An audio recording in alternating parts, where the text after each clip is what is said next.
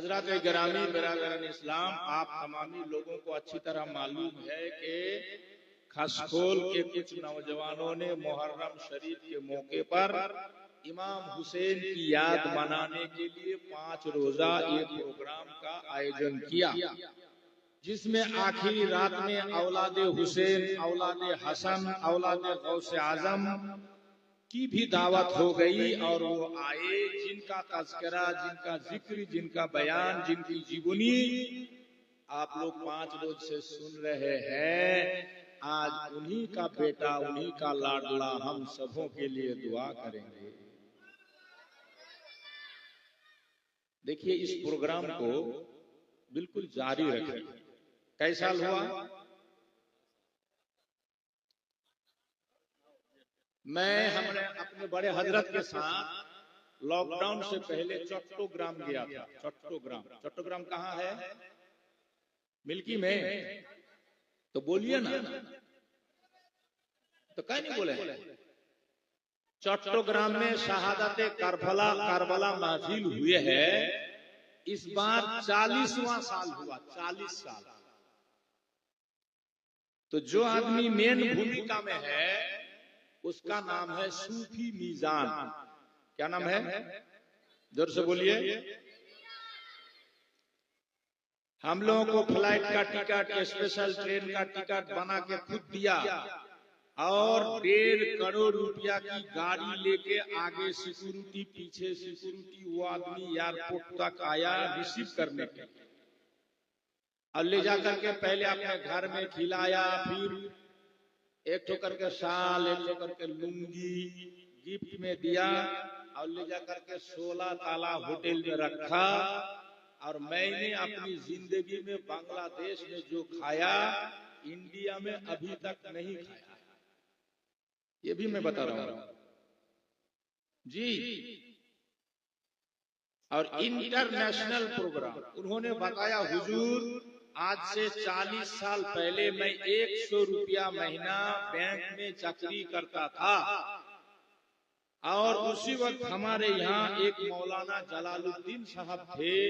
उन्होंने शहादत करबला महफिल शुरू किया। 1 तारीख से लेके 10 तारीख को लोग करे। कै तारीख से कै तारीख? जोर से बोलिए। 1 से 10। यूट्यूब में भी सर्च कीजिएगा तो इंटरनेशनल शहादत करबला चट्टोग्राम देखिएगा, वो आ जाएगा। डेली का प्रोग्राम आ जाएगा। तो हम लोग गए थे लॉकडाउन से पहले। तो आदमी बोला, हुजूर इमाम हुसैन हसन के इस प्रोग्राम के सदके में मैं आपको क्या बताऊं, मेरा तो कुछ नहीं था। मौलाना साहब के कहने पर मैंने अपने घर में अपने कांधे पे जिम्मेदारी ले ली, प्रोग्राम शुरू किया। हम लोग जिस वक्त गए थे वो तकरीबन आपका 35वां 36वां जो हो साल था।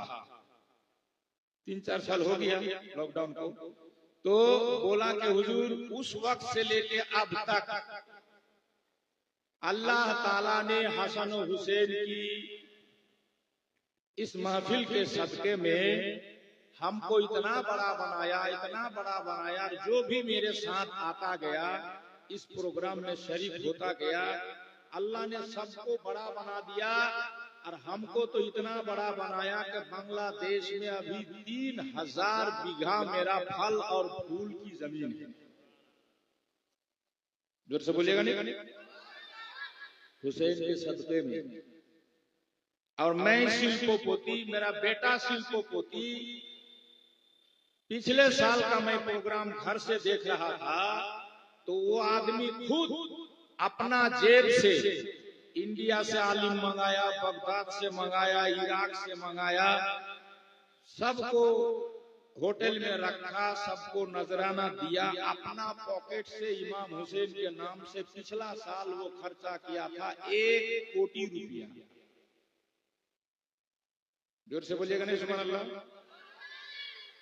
बोल रहा था हुजूर 40 साल में मैंने आजमा के देख लिया औलादे नबी की क्या शान है, क्या फजीलत है। मैं जितना लुटाता हूँ इमाम हुसैन के नाम से, साल आते आते अल्लाह ताला हुसैन के सदके में मुझे 10 गुना अता कर देता।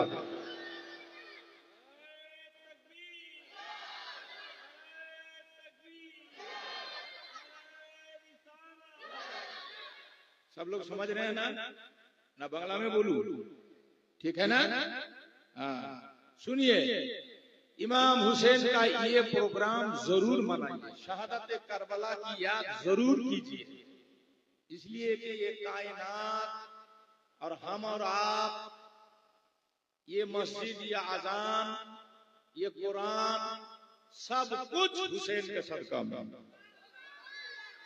अगर इमाम हुसैन करबला में जान नहीं दिए होते, शहीद नहीं हुए होते, तो पूरी दुनिया का मुसलमान नाम का मुसलमान रहता, मगर शराबी बन जाता, जुआरी बन जाता, अपनी बहन को शादी करता।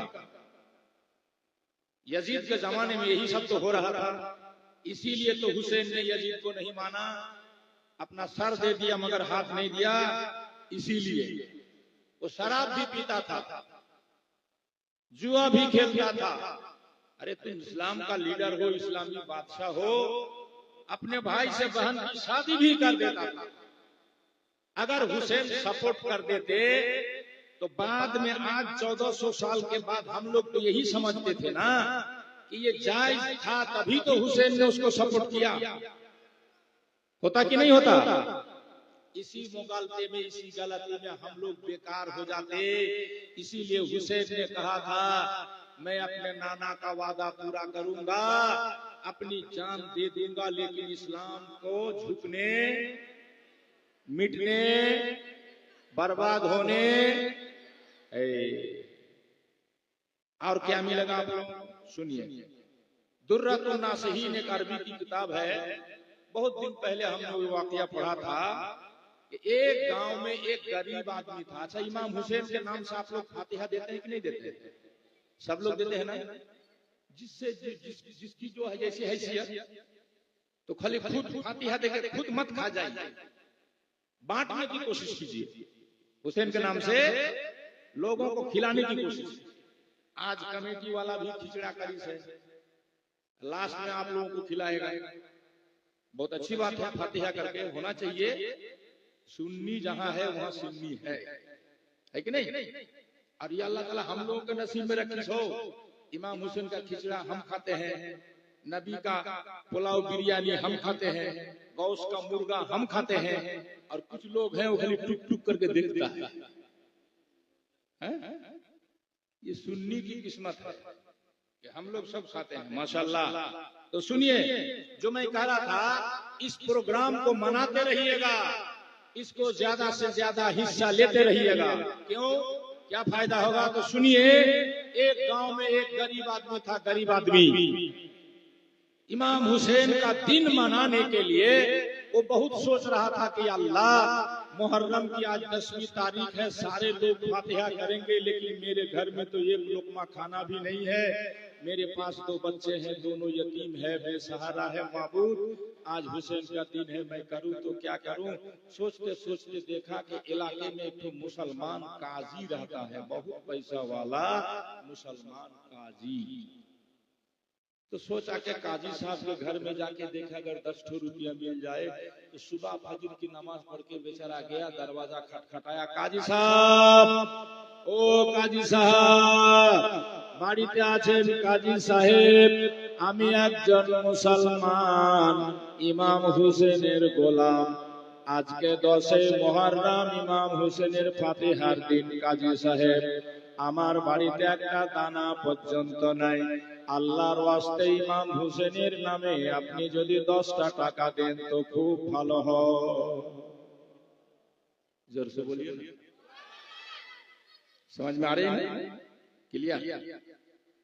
काजी बोला, भाई हम तो काम में बिजी है, तो काजी काम में बिजी, जोहर के बाद आ जाना।